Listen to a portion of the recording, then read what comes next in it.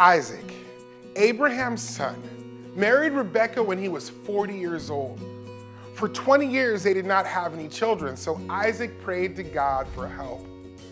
God answered Isaac's prayer, and Rebekah became pregnant with twins. The two babies fought inside of Rebekah, and she worried about why this was happening.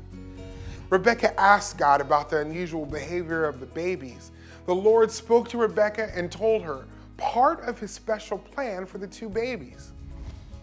He said, "Two people will come from you and be separated. One of the two groups of people would be stronger than the other." God also told her, "The older will serve the younger."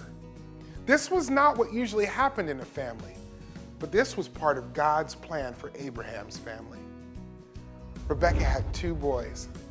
The first baby boy was red-looking and hairy, and they named him Esau. The younger boy was born holding on to his older brother Esau's heel, and they named him Jacob.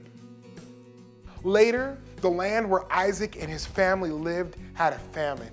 Isaac went to Gerar, where God appeared to give him a special message. God told Isaac, "Do not go down to Egypt. Live in the land that I tell you about. Stay in this land as a foreigner, and I will be with you and bless you." God also shared with Isaac the special covenant God had made with Abraham. "I will give all these lands to you and your offspring. I will make your offspring as numerous as the stars in the sky. All the nations of the earth will be blessed by your offspring, because Abraham listened to my voice and kept my mandate." Isaac obeyed God and stayed in the land of Gerar. Many years later, Isaac and Rebekah's son Jacob sinned and had to leave his family to stay safe. Jacob was the son that God said would be the leader of their family, even though he was the youngest son. On his way to his uncle Laban's house, Jacob stopped at night to sleep. Jacob took a stone and used it as a pillow under his head.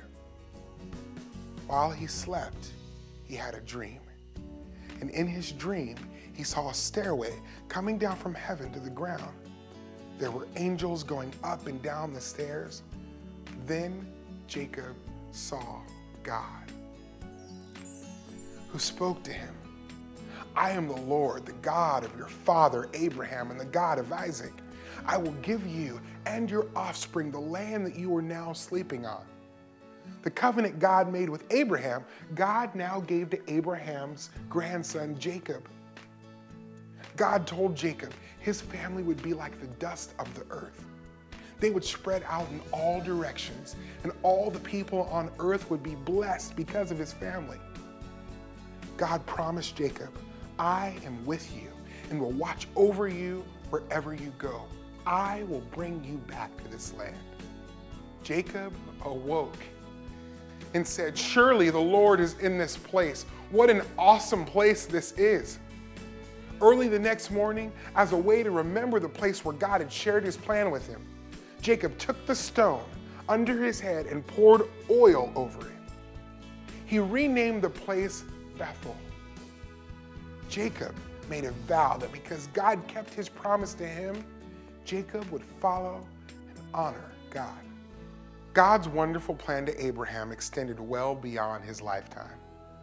The plan was shared with Rebekah, Isaac, Jacob, and eventually an entire nation, leading to the birth of a baby boy named Jesus. Jesus fulfilled God's plan to provide salvation and redemption for all of God's people.